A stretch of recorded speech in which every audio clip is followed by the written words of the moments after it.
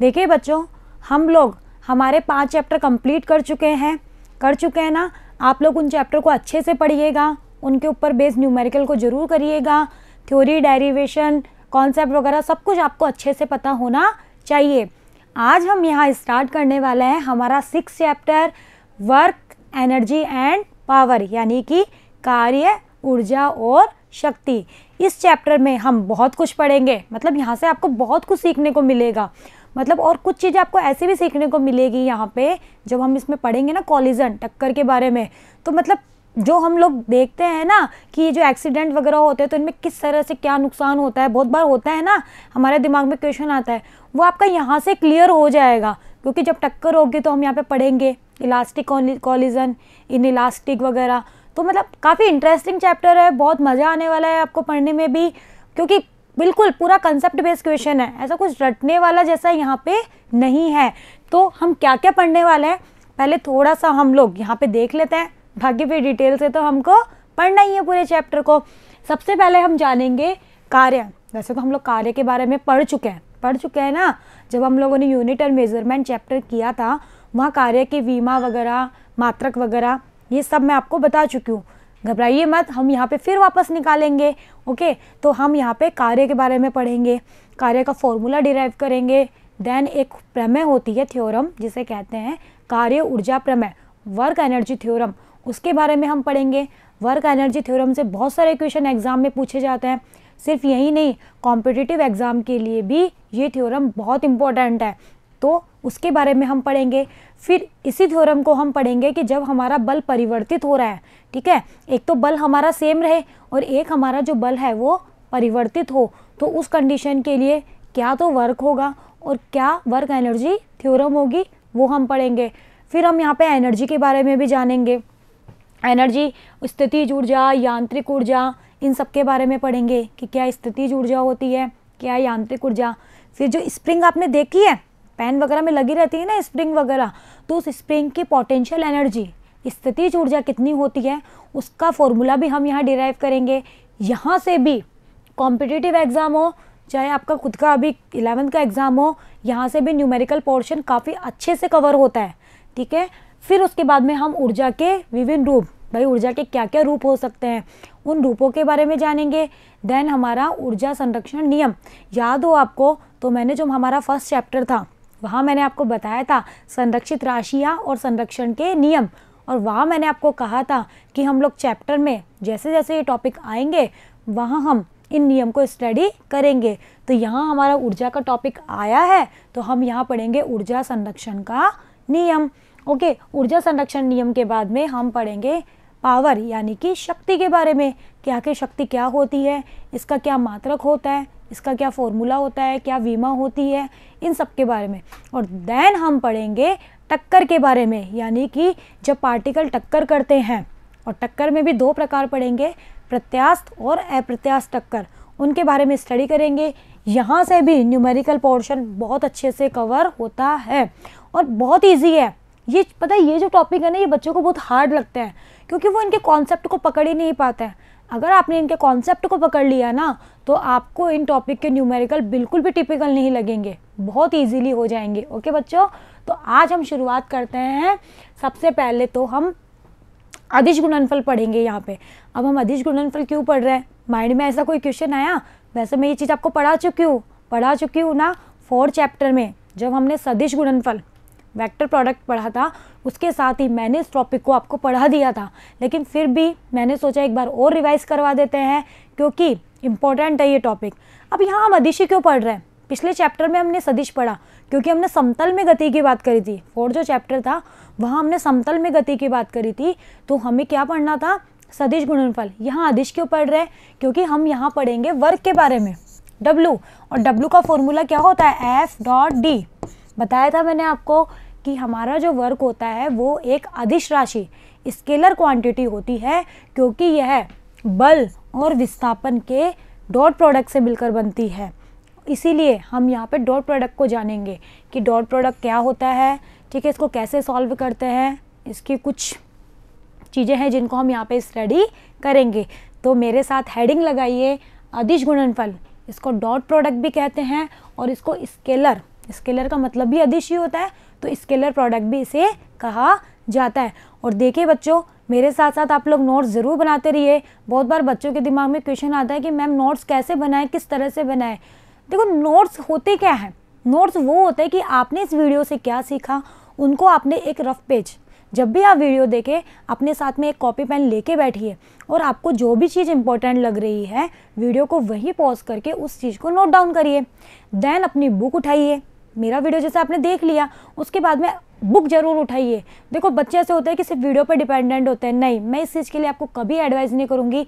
आप बुक भी पढ़िए, बहुत बार बहुत सी चीज़ें हमें बुक से भी मिलती है, फिर आप उसी टॉपिक को बुक से पढ़िए और फिर अपने जो आपने वीडियो से नोट्स बनाए वो और बुक से आपको जो भी इम्पोर्टेंट लगा उनको मिक्स करके एक फेयर नोट्स बनाइए। और देखो खुद के द्वारा आप जो नोट्स बनाओगे ना वो सबसे बेस्ट नोट्स होते हैं। ये चीज़ भले ही आपको आज समझ में नहीं आ रही है, मैंने खुद ने इस चीज़ को ऑब्जर्व किया है। खुद के हैंडओवर जो नोट्स होते हैं अगर आप उनको आज से 10 साल बाद भी उठा के देखोगे ना तो आपको वो नोट्स अच्छे से समझ में आ जाएंगे। थोड़ा सा टाइम जरूर लगेगा लेकिन वो नोट्स अच्छे से समझ में आ जाएंगे। और अगर आप किसी और के नोट्स देखोगे ना 10 साल बाद तो आपको कभी समझ में नहीं आएंगे, क्योंकि हम जो खुद की लैंग्वेज में लिखते हैं ना वो दुनिया की सबसे ईजी और सबसे अच्छी लैंग्वेज होती है। इसलिए मैं आपको हमेशा कहूँगी कि आप खुद के नोट्स प्रिपेयर करिए। ऐसे नहीं कि PDF के ऊपर मिल गया उससे नोट्स ले लिए उनको पढ़ लिया, नहीं, उनको पढ़ने से आपको उतना अच्छे समझ में नहीं आएगा जितना आप खुद के नोट्स बना के पढ़ेंगे। आप जो भी वीडियो देखते हैं उनसे आप अपने नोट्स खुद प्रिपेयर करिए, ओके। और फिर अगर आगे आपको IIT वगैरह में जाना है, कंपटीशन फाइट करना है, तो आपको अच्छे से पता है कि वहाँ फिजिक्स आएगी ना, तो आपको यही चीज़ें वापस वहाँ पढ़नी है। तो अगर आप अपने नोट्स अभी से ही यहीं पे अच्छे से बना के रखेंगे तो आगे आप कोचिंग करेंगे या सेल्फ पढ़ेंगे, कुछ भी करेंगे तो ये नोट्स भी आपको बहुत हेल्पफुल होंगे, ओके बच्चों। तो नोट्स ज़रूर बनाइए, न्यूमेरिकल पोर्शन ज़रूर करते रहिए, क्योंकि फिजिक्स में जितना न्यूमेरिकल पोर्शन होता है उतनी थ्योरी होती है, पता है ना, और ज़्यादातर पार्ट तो बल्कि न्यूमेरिकल का ही होता है। तो न्यूमेरिकल भी साथ साथ सॉल्व करते रहिए। बहुत बार होता है कि कुछ न्यूमेरिकल टिपिकल होते हैं, हमसे इजीली नहीं हो पाते हैं, लेकिन आप कोई बात नहीं, आप एक बार उसका सॉल्यूशन देख लीजिए, देन उसको ट्राई करिए। लेकिन ऐसा नहीं कि उसको लीव करके आगे बढ़ गए, ऐसा नहीं, उसको करिए, उसकी प्रैक्टिस करिए, डेफिनेटली वो हो जाएंगे। टाइम हर चीज़ में लगता है लेकिन ऐसा कोई काम नहीं है जो हम नहीं कर सकते हैं। जब हम फिजिक्स पढ़ने की हिम्मत रख सकते हैं तो हम फिजिक्स को समझने की, उसके न्यूमेरिकल सॉल्व करने की भी हम में कैपेसिटी होती है, ओके बच्चों। चलिए तो अब हम पढ़ते हैं अदिश गुणनफल। ये मैंने आपको पढ़ा दिया है इसलिए ज़्यादा डिटेल में हम इसको नहीं पढ़ेंगे, सिर्फ थोड़ा सा इसके बारे में जानते हैं। दो सदिशों का मैंने बताया था आपको कि जब भी हमें डॉट प्रोडक्ट चाहिए हो चाहे क्रॉस प्रोडक्ट चाहिए हो, हमें चाहिए हमेशा दो वेक्टर क्वांटिटी ही है। ये चीज़ मैंने आपको समझाई थी, चाहे डॉट प्रोडक्ट हो चाहे क्रॉस प्रोडक्ट हो, A क्रॉस B करो चाहे A डॉट B करो, होने दोनों कैसे चाहिए बच्चों, वेक्टर, ठीक है। ये वेक्टर, और वेक्टर के ऊपर ये एरो ज़रूर लगाइए। बहुत बार यहाँ पर प्रिंटिंग मिस्टेक हो जाए, मान लो बाई चांस किसी चीज़ के ऊपर एरो नहीं लगा हुआ हो और आपको पता है कि वो वेक्टर क्वांटिटी है तो आप खुद से भी लगा लिया करो। छोटे छोटे मिस्टेक है देखो प्रिंटिंग में हो जाती है, तो उसको इतना माइंड ना करते हुए आप खुद इतने समझदार हो जाते हो कि आप खुद भी उसको यहाँ पे सही कर सकते हो। क्योंकि पढ़ाते पढ़ाते हमारा भी ध्यान नहीं जाता है कि हाँ ये चीज़ हो सकता है नहीं ध्यान गया हो कि गलत लिखी हुई है, तो आप खुद से भी उसको करेक्ट कर सकते हो, ठीक है बच्चों। चलिए तो चाहे डॉट प्रोडक्ट हो और चाहे क्रॉस प्रोडक्ट हो, हमेशा उसके लिए आपको दो सदिश चाहिए होते हैं। तो दो सदिशों का ऐसा गुणनफल जिससे हमें एक अदिश राशि प्राप्त हो। कैसी राशि प्राप्त हो बच्चों, अदिश। अगर सदिश प्राप्त हो गई जब तो सदिश गुणनफल हो गया, लेकिन अगर अदिश राशि प्राप्त हो गई तो उस गुणनफल को हम कहते हैं अदिश गुणनफल, ओके। जैसे A और B अगर आपके दो वेक्टर हैं तो इनका जो डॉट प्रोडक्ट होता है A डॉट B, उसका फॉर्मूला आपको ध्यान रखना है। वो क्या होता है, इस A का परिमाण इंटू इस B का परिमाण और cos थीटा। जब भी डॉट होगा, जब भी, मैंने बताई थी ये चीज़ आपको, जब भी डॉट होगा तो cos थीटा आएगा और जब भी क्रॉस होगा तो sin थीटा आएगा, और वेक्टर क्वांटिटी मिलती है इसलिए n कैप आएगा। तो A डॉट B का फॉर्मूला क्या होता है, mode A vector mode B vector into cos theta.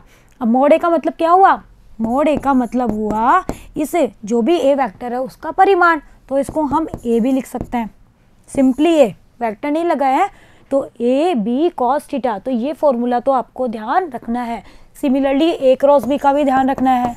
मैं रिपीट करवा देती हूँ, क्या होता है, mod A vector, mod B vector, sine theta और एन कैप। यहाँ एन कैप आ गया, इसकी वजह से हमें एक सदिश राशि मिलती है। ओके, चलिए, तो इतना समझ में आया, आगे बढ़ते हैं। अब देखिए जहाँ ए क्या है, यहाँ पे इसको सही करिए, ये वेक्टर ए का परिमाण है, बी क्या है, वेक्टर बी का परिमाण, और थीटा क्या है, थीटा होता है जो ये दो वेक्टर हमने लिए हैं ना, जिनका हमने डॉट प्रोडक्ट किया है, उन दोनों वेक्टर्स के बीच का एंगल। यानी कि अगर ये आपका ए वेक्टर है और ये आपका बी वेक्टर है, तो इन दोनों के बीच कितना एंगल है, वही हमारा उसी का ही कॉस क्या होता है, कॉस थीटा होता है। यानी कि ये थीटा क्या है, ए और बी के बीच का कोण, हमेशा ध्यान रखना। अब देखो एक चीज़ और, अभी अभी मैंने कहा कि ए वेक्टर बी वेक्टर है ए बी कॉस थीटा, ठीक है। ऐसे मैं इसको ऐसे नहीं लिख सकती, ए और बी कॉस थीटा नहीं लिख सकती, या फिर बी और ए कॉस थीटा नहीं लिख सकती क्या ऐसे। जैसे अब ए बी परिमाण ही तो है, परिमाण कोई संख्या ही तो होगी। जैसे मान लो 1 × 2 है, ठीक है, तो क्या इसको 2 × 1 नहीं लिख सकते, भाई परिमाण एक संख्या ही तो होगी, तो 1 × 2 को 2 × 1 भी लिख सकता है। तो मैंने पहले ए को लिख दिया, फिर बी कॉस थीटा, अब की बार बी को पहले लिख दिया और ए कॉस थीटा। अब मैंने ऐसा क्यों किया, इसके पीछे भी कुछ तो रीज़न होगा, जब भी किया ना ऐसा मैंने इसलिए किया कि हम ये जानना चाह रहे हैं कि आखिर ये बी कॉस थीटा को हम क्या बोलेंगे, और ये ए कॉस थीटा है, इसको भी हम कुछ नाम देंगे, तो हम वो जानना चाह रहे हैं, जिसकी वजह से मैंने इसको ऐसे लिखा। यहाँ किसी को प्रॉब्लम नहीं होनी चाहिए, क्योंकि ए और बी कोई संख्या होंगी, संख्याओं को आपस में इंटरचेंज कर सकते हो आप, भाई 2 × 1 करो या 1 × 2 करो, कोई फ़र्क नहीं पड़ता। अब देखो जैसे ये मेरा ए वेक्टर है और ये मेरा बी वेक्टर है। अब मैंने क्या किया, ये मेरा बी वेक्टर है, अब ये चीज़ मैं आपको पढ़ा चुकी हूँ ना, वो पढ़ा ऐसे, जैसे ये मेरा एक्स एक्सिस है, ये आर वेक्टर है और ये एंगल थीटा है। तो बताओ इस आर का एक्स के सापेक्ष जो घटक होगा वो क्या होगा, आर कोस थीटा, और लंबवत क्या होगा, आर साइन थीटा। मैंने बताया था ये चीज़ ऐसी है जो आपको हर जगह काम में आएगी, ये आपको घटक निकालने आने चाहिए। जिस एक्सिस के साथ ये लाइन जिस एक्सिस के साथ में थीटा एंगल बनाती है, वहाँ हमेशा कोस आता है, और उस एक्सिस के परपेंडिकुलर क्या आता है, परपेंडिकुलर का मतलब होता है लंबवत, पैरेलल का मतलब होता है समांतर। तो परपेंडिकुलर क्या आता है, हमेशा साइन आता है ना। अब यहाँ से देखो ये मेरा ए वेक्टर है और ये मेरा बी वेक्टर है। अब ये जो बी वेक्टर है इसका ए के ऊपर, अगर मैं इसका ए पर घटक लूँ, अब ये बी वेक्टर इसके साथ में जो भी ये ए वेक्टर वाला एक्सिस है उसके साथ में थीटा एंगल बना रहा है ना। तो बताओ इसके साथ में घटक क्या होगा, बी कॉस थीटा होगा, नहीं होगा। या फिर आप ऐसे कर दो कि यहाँ से इसके ऊपर लंब डाला, ये 90 डिग्री बना, तो ये कितना होगा, बी कॉस थीटा होगा ना। सिमिलरली यही काम ए के साथ भी तो कर सकते हैं, ए का बी के ऊपर प्रक्षेप देखते हैं, तो इसके ऊपर वही लंबवत डाला, एंगल 90, ये 90 है, ये एंगल है थीटा, ये नहीं है, तो बताओ ये कितना होगा आपकी बार, ए कॉस थीटा, ठीक है। अब इनको क्या कहते हैं वो देखते हैं। ये देखो मैंने बिल्कुल वही लिखा है जो अभी अभी मैंने आपको बताया था। अब देखो बी कॉस थीटा जो है वो बी का सदिश ए पर प्रक्षेप है। बी कॉस थीटा क्या होगा, बी कॉस थीटा होगा बी का ए के ऊपर प्रक्षेप। ये देखिए बी का ए के ऊपर प्रक्षेप क्या कहलाएगा, बी कॉस थीटा। तो इसको प्रक्षेप कहेंगे कि हमने बी का ए के ऊपर प्रक्षेप लिया, उसको मैंने कहा बी कॉस थीटा। सिमिलरली ए का बी पर प्रक्षेप क्या कहलाएगा, ए कॉस थीटा। तो ये चीज़ आप लोग यहाँ पे ध्यान रखिएगा। सिमिलरली चित्र में ए कॉस थीटा क्या है, ए का बी पर प्रक्षेप, प्रोजेक्टाइल, ठीक है। अब देखो अतः हम क्या कह सकते हैं कि जो ए डॉट बी है उसकी दूसरी डेफिनेशन भी दे सकते हैं, वो क्या, सदिश ए का परिमाण। भाई ए डॉट बी क्या है, ए डॉट बी है मेरा ए बी कॉस थीटा। तो क्या कहेंगे, सदिश ए का परिमाण। भाई जो ए डॉट बी है वो ये तो ए का परिमाण ही है, तो सदिश ए का परिमाण तथा बी के अनुदिश ए के घटक के गुणनफल के बराबर होता है, और बी के अनुदिश ए के घटक के सदिश ए के परिमाण तथा बी के अनुदिश एक एक घटक के गुणनफल के बराबर होता है। और इसका ही अपोजिट, भाई ये इसका घटक ही तो हो गया, तो ए का परिमाण, और या फिर ऐसे कह दो बी का ए के सापेक्ष प्रक्षेप के गुणनफल के बराबर होता है। सिमिलरली इस डेफिनेशन से भी आप ये बना सकते हो, ठीक है भाई, एक के सापेक्ष दूसरे का प्रक्षेप ही तो लिया गया है, तो इस तरह से डेफिनेशन दे सकते हो भाई, एक का तो परिमाण ले लो और एक का प्रक्षेप ले लो उसके सापेक्ष। सिमिलरली यहाँ पे बी का परिमाण ले लो और ए का बी के सापेक्ष प्रक्षेप ले लो और इनका गुणनफल कर दो, एक ही बात है। तो ये डेफिनेशन भी आप लोग यहाँ से दे सकते हैं। ओके बच्चों, चलिए, टिपिकल नहीं है क्योंकि हम इसको ऑलरेडी स्टडी कर चुके हैं, बस ये कुछ नया था इसलिए मैंने आपको बताया। अब देखिए डॉट प्रोडक्ट की प्रॉपर्टीज़, ये भी शायद मैंने आपको पढ़ा दिया है। आई थिंक मुझे जहाँ तक लगता है ये चीज़ मैंने आपको शायद पढ़ाई थी 4th चैप्टर में, जब मैंने सदिश गुणनफल की प्रॉपर्टीज़ पढ़ाई थी तो मैंने वहाँ आपको अदिश की भी साथ साथ बताई थी। फिर भी इसको रिवाइज कर लेते हैं। डॉट प्रोडक्ट क्रम विनिमय होता है। क्रम विनिमय का मतलब समझते हो, इंटरचेंज करने पर कोई फ़र्क नहीं पड़ता। तो बताओ ये बात सही है या नहीं? ऑब्वियसली सही है कि ए डॉट बी को बी डॉट ए भी लिख सकते हो। अब आपको कोई कहे कि बताइए, प्रूफ करके बताइए, भाई फिजिक्स में हर चीज़ को हम एवे नहीं लिख सकते हैं, हमें इसका प्रूफ भी देना पड़ता है ना। आपने लिख तो दिया तो अब आपको प्रूफ भी करना पड़ेगा, कर देंगे तो क्या प्रॉब्लम है। मैंने मान लिया कि ए वेक्टर है, क्या हमेशा ऐसे लेके चलते हैं ना, ध्यान रखना 3 डायमेंशन में ए X I cap plus A Y J cap plus A Z K cap. आप A1 A2 A3 भी ले सकते हो, कोई प्रॉब्लम नहीं है, आपकी इच्छा है, ठीक है। इसमें बिल्कुल भी कंफ्यूज होने वाली कोई बात नहीं है, बस लिखते हैं ऐसे ए वेक्टर को, ये तो पता है आपको। सिमिलरली बी ले लिया, पहले निकाल लो ए डॉट बी, ए रख दिया डॉट बी रख दिया। अब आप इनको सॉल्व करो। आई डॉट आई बताओ कितना होता है, ये चीज़ मैंने बताई थी। आई डॉट आई 1 होता है। अगर डॉट प्रोडक्ट होता है तो सेम तो होते हैं 1 और डिफरेंट होते हैं 0। तो आई डॉट आई 1 हो गया। भाई क्या करोगे, इसको कैसे सॉल्व करोगे? पहले इस ए एक्स आई कैप को इन तीनों से अलग अलग गुणा करोगे और बीच में प्लस लगाओगे, फिर ए वाई को इनसे गुणा करोगे प्लस का साइन, फिर प्लस, फिर ए जेड को इनसे। तो आई डॉट आई हो गया 1, आई डॉट जे हो गया 0, आई डॉट के हो गया 0। भाई डॉट प्रोडक्ट तो हमेशा 2 वेक्टर्स के बीच लगेगा, स्केलर के बीच तो लगने से रहा। यहाँ वेक्टर क्या है, आई कैप और आई कैप और जे कैप, क्योंकि A X A Y A Z, B X we Y V Z, ये तो हमारे क्या है, परिमाण है। मतलब इसका एक्स दिशा में इसका कितना मान है वो है ए एक्स, वाई दिशा में कितना मान है वो है ए वाई, जेड दिशा में ए का कितना मान है वो है ए जेड, ठीक है। तो ये कोई वेक्टर थोड़ी है, वेक्टर तो हमारी क्या है, आई जे और के। ओके बच्चों, तो आप लोग यहाँ पे ये चीज़ भी ध्यान रखिएगा। तो जब आई डॉट आई करोगे 1 आएगा, तो ए एक्स इंटू बी एक्स, बाकी सारे हो गए 0, प्लस जे को जे के साथ करोगे वो 1, बाकी सारे 0, तो ए वाई और बी वाई। के को के साथ करोगे 1, बाकी सारे 0। तो ए डॉट बी का ये फॉर्मूला होता है। इसको आप डायरेक्ट याद रखो, बल्कि मैं तो कहती हूँ याद मत रखो, बहुत ईजी है। सेम को गुणा कर दो, बाकी सारे 0। अब आप बी डॉट ए निकालो। भाई ए डॉट बी इतना है तो बी डॉट ए भी निकाल लिए। पहले बी को रखेंगे फिर ए को। भाई वेक्टर में हम यही तो देखना चाह रहे हैं। जब आप करोगे I dot I 1 B X A X, J dot J 1 B Y A Y, K dot K 1 B Z A Z. अब बताओ ये वही बात हो गई 1 इंटू 2 या 2 इंटू 1, एक ही बात है या नहीं? एक ही बात है। तो बताओ ये दोनों बराबर हुए नहीं हुए?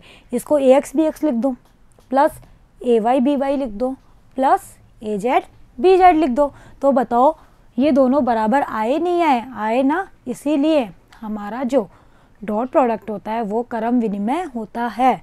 ओके बच्चों, चलिए, तो ये थी इसकी पहली प्रॉपर्टी। नेक्स्ट पे आते हैं। इसको आप घर पे खुद से सॉल्व जरूर करना, बहुत बार एग्जाम में ही हो जाता है। प्रूफ करिए डॉट प्रोडक्ट क्रम विनिमय होता है और क्रॉस प्रोडक्ट नहीं होता है, माइनस साइन आता है।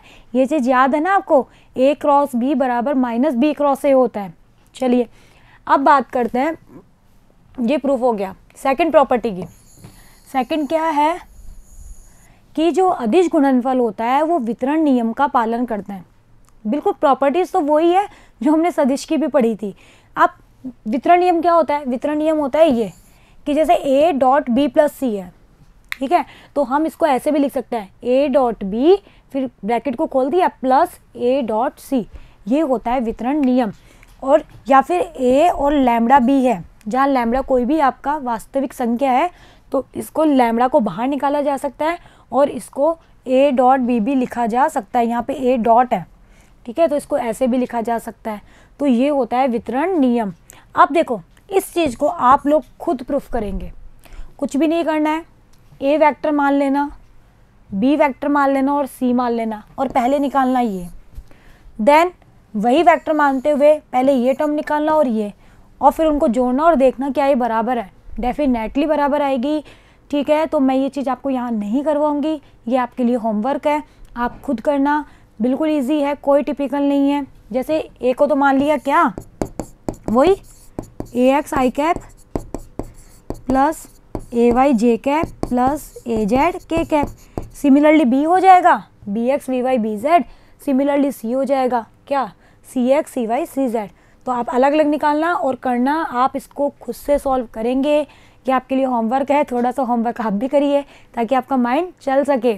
ओके बच्चों, चलिए थर्ड है, यदि आई जे और के, हमें पता है आई कैप जे कैप और के कैप क्या होता है, यूनिट वेक्टर होता है, क्योंकि ये डायरेक्शन को बताता है। इनका मैग्नीट्यूड तो होता है 1 और ये सिर्फ डायरेक्शन को बताता है। ये चीज़ हम बहुत अच्छे से डिस्कस कर चुके हैं, इसलिए मैं अभी यहाँ पर रिपीट दोबारा अच्छे से नहीं कर रही हूँ।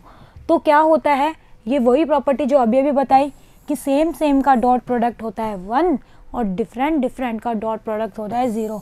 इस प्रॉपर्टी को तो आप अच्छे से याद कर ही लेना, अगर इसको भूल गए ना तो डॉट प्रोडक्ट याद नहीं कर पाओगे। सिमिलरली कुछ ऐसी ही प्रॉपर्टी क्रॉस प्रोडक्ट की भी थी ना, वो मैंने वो क्लॉकवाइज वगैरह करके बताया था, तो वो चीज़ भी आप लोग अच्छे से यहाँ पे याद कर लेना। चलिए अब आई डॉट आई 1 होता है, हम एक थोड़ा सा प्रूफ कर लेते हैं, बाकी आप खुद करना। आई डॉट आई का मतलब क्या हुआ, खोल दो हमारे फॉर्मूले से, कौन सा फॉर्मूला, वही हम तो ये फॉर्मूला जानते हैं ना। अब की बार वेक्टर ए की जगह कितना है आई कैप, वेक्टर बी की जगह भी कितना है आई कैप, क्या होगा इसका परिमाण और कॉस थीटा। आपको अच्छे से पता है कि यूनिट वेक्टर जो होता है उसका मैग्नीट्यूड परिमाण 1 होता है, तो ये भी 1 ये भी 1, कॉस थीटा बचा। और आई है क्या, एक्चुअल में आई है क्या, आई है एक्स दिशा में डायरेक्शन को बता रहा है आई कैप। तो आई कैप, ये वाला आई कैप भी यही होगा, ये वाला भी यही होगा। जब दोनों एक ही दिशा में है तो इनके बीच का एंगल क्या होगा, 0 होगा, नहीं होगा भाई, दोनों एक ही दिशा में है, दोनों एक दूसरे के समांतर है या फिर एक ही दिशा में है, इट मीन्स दोनों के बीच का एंगल 0। तो cos 0 कितना होता है, cos 0 होता है 1, तो ये बताओ कितना आ गया 1। तो सिमिलरली जे डॉट जे भी 1, के डॉट के भी 1। अब ये प्रूफ कर लेते हैं कोई एक, आई डॉट जे, ये 0 क्यों होता है, क्योंकि आई डॉट जब हमने जे किया तो क्या आया, mode I mode J cos theta. परिमाण तो इन दोनों के 1 × 1 ही है, बताओ इनके बीच का एंगल, जे क्या होता है, जे होता है वाई डायरेक्शन बताता है, और एक्स और वाई के बीच का एंगल आपको अच्छे से पता है, चाहे एक्स और वाई हो, चाहे वाई और जेड हो, चाहे जेड और एक्स हो, ये सब एक दूसरे से परपेंडिकुलर होते हैं। ये चीज़ मैंने आपको कोऑर्डिनेट सिस्टम में समझाई थी, यानी कि इनके बीच का एंगल कितना होता है बच्चों, 90 डिग्री। तो यहाँ से cos 90 कितना हो गया 0, तो ये टर्म कितनी आ गई बच्चों, 0 आ गई ना। चलिए अब इसको भी हमने प्रूफ कर दिया, तो सिमिलरली ये, चलिए फोर्थ प्रॉपर्टी है कि ए और बी अगर दो वेक्टर्स हैं इस तरह से, तो ए डॉट बी का फॉर्मूला ये होता है, जो अभी हमने निकाला है, कुछ नया नहीं है। चलिए आगे पढ़ते हैं फिफ्थ प्रॉपर्टी, ए डॉट, यहाँ पे ए डॉट ए लिखिए, क्या लिखिए इसको, vector A dot A, B नहीं आएगा। वेक्टर ए डॉट ए को जब, मतलब आप दो वेक्टर हैं, दोनों सेम वेक्टर है, और एक को खुद के साथ ही, यानी कि खुद का खुद के साथ डॉट प्रोडक्ट कितना होता है वो हमें फाइंड आउट करना है, कि खुद का खुद के साथ, यानी कि ए का ए के साथ कर लीजिए हमारे फॉर्मूले से, इसका परिमाण cos थीटा, दोनों वेक्टर सेम है तो दोनों के बीच का एंगल क्या होगा, 0 होगा ना। चलिए cos 0 हो गया 1, तो ए डॉट बी और ए मिलके कितना हो गया, ए स्क्वायर। भाई ऐसे तो आया ए और इसको ए स्क्वायर, यहाँ पे इसको सही करिए, ये ए डॉट ए है, ओके, तो ए डॉट ए कितना आ गया, ए स्क्वायर, सही कर लेना इसको, ये ए डॉट बी नहीं है। तो खुद का खुद के साथ में अगर आप डॉट प्रोडक्ट करते हो तो आपको हमेशा क्या मिलेगा, परिमाण का, जो भी वो वेक्टर है उसके परिमाण का स्क्वायर मिलेगा, ओके। ये प्रॉपर्टी बहुत काम आएगी जब हम आगे न्यूमेरिकल करेंगे। चलिए 6th प्रॉपर्टी क्या है कि अगर ए और बी, कोई दो वेक्टर हैं ए और बी, और वो दोनों एक दूसरे के परपेंडिकुलर हैं, ऐसे है कि ए वेक्टर अगर इधर है तो बी इसके लंबवत परपेंडिकुलर है, यानी कि एंगल क्या है 90 डिग्री। तो बताओ इनका डॉट प्रोडक्ट कितना होगा? कुछ नहीं, सिंपल, ए डॉट बी हमें दिया हुआ है, पहले तो इसको खोलो, A B cos theta, theta कितना है 90, कॉस 90 कितना 0, तो कितना आ गया 0।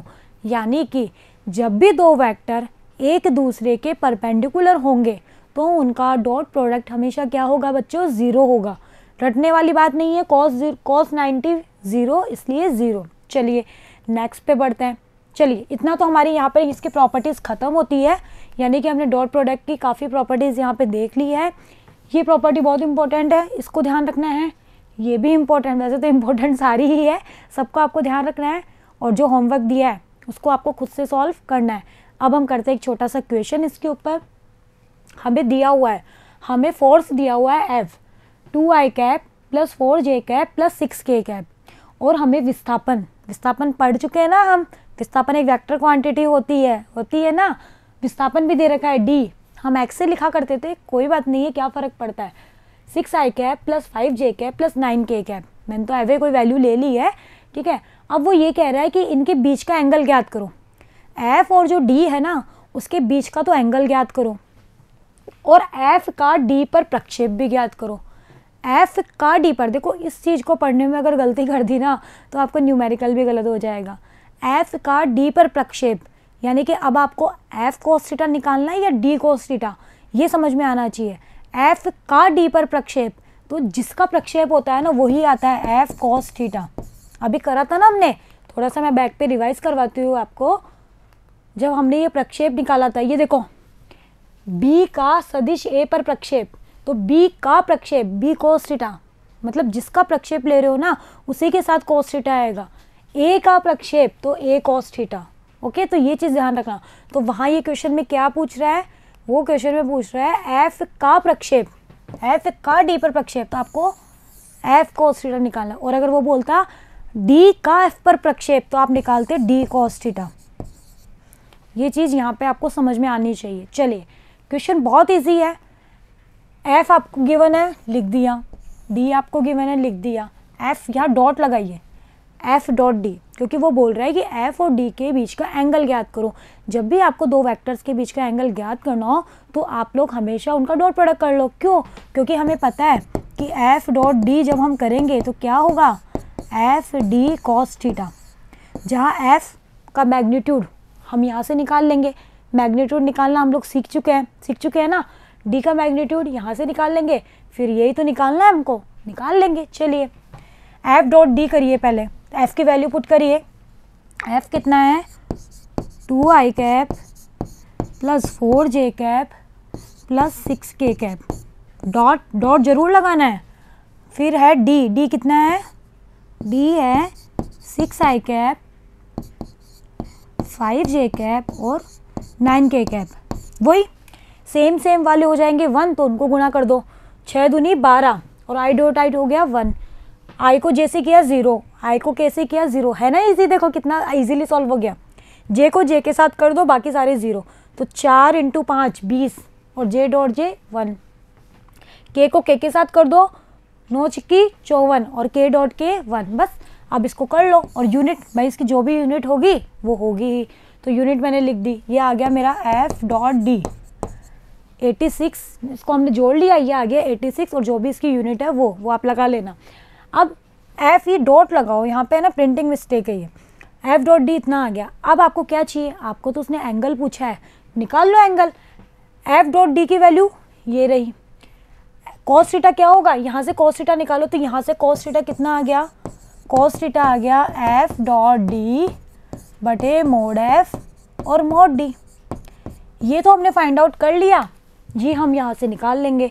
कैसे निकालेंगे, अगर मुझे मोड f चाहिए तो कैसे निकालेंगे, आपको अच्छे से पता है, मैंने आपको सिखा भी दिया था ये चीज़ कि कोई भी वेक्टर होता है उसका परिमाण कैसे निकालते हैं, i कैप का गुणांक का स्क्वायर प्लस j कैप के गुणांक का स्क्वायर प्लस k कैप के गुणांक का स्क्वायर और फिर इसका अंडर रूट, वो होता है उसका परिमाण, ठीक है। तो यहाँ से या तो आप ऐसे भी कर लो, अभी जो प्रॉपर्टी यूज़ करी ना मैंने कि एफ डॉट एफ क्या होता है, एफ स्क्वायर, फिर वहाँ से एफ निकल जाएगा, या फिर डायरेक्ट परिमाण वाला जो मैं आप लोगों को पहले भी बता के आ चुकी हूँ। तो आई कैप का गुणांक कितना है, ये बराबर लगाइए यहाँ पे एफ डॉट एफ 2 का स्क्वायर प्लस 4 का स्क्वायर प्लस 6 का स्क्वायर, और फिर इसका अंडर रूट लेंगे। अभी तो ये एफ डॉट एफ है, ये सब जगह डॉट मिसिंग है, आप लोग लगा लेना। ये एफ डॉट एफ यानी कि एफ स्क्वायर है और हमें तो चाहिए ओनली एफ, तो इसका अंडर रूट ले लेना। तो ये आ जाएगा अंडर रूट 56 यूनिट, ठीक है, बल्कि यूनिट जो भी आप लगा लेना।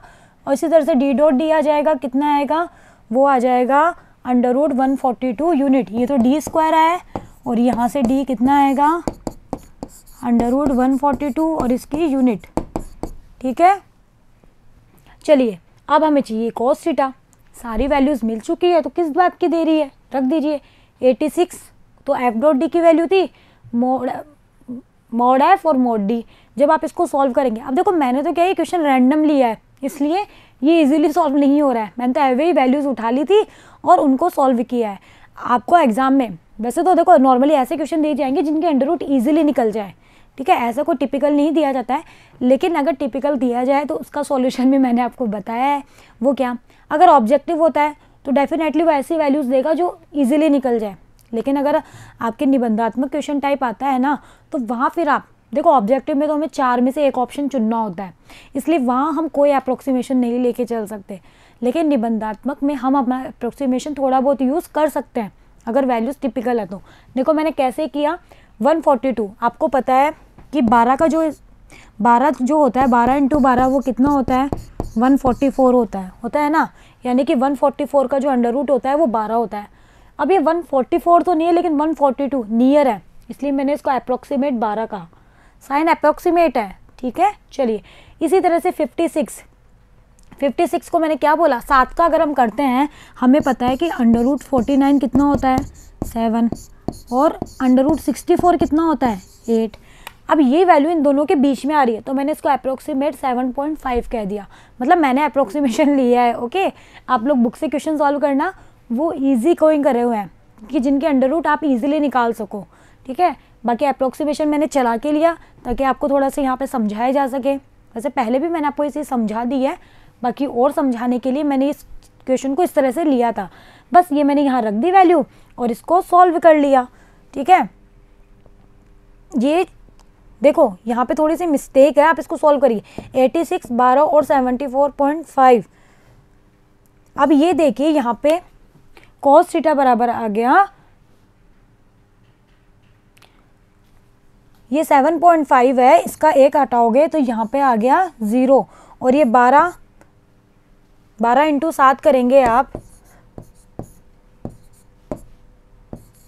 तो ये लगभग 84 है, ठीक है। तो मतलब मैंने इसको लगभग 7 के बराबर, क्योंकि 12 इंटू अगर आप 7 करते हैं तो 84 आता है, यहाँ 84 नहीं 86 है, तो मैंने इसको लगभग अप्रोक्सीमेट 7 मान लिया था कि भाई ये 12 से कटा तो ये अप्रोक्सीमेट 7 आया, और ये पॉइंट जब हटा तो ये ऊपर 0 चला गया, तो अब यहाँ पॉइंट नहीं आएगा, ये स्टेप भी गलत लिखी हुई है, ये ऐसे आएगा। ओके, तो ये 0 गुणा हुआ तो 70 हो गया बटे 75, 70 बटे 75। अब आप इसको सॉल्व कर लेना, ये 2 नहीं है, ये जो भी वैल्यू आएगी वो आएगा cos थीटा।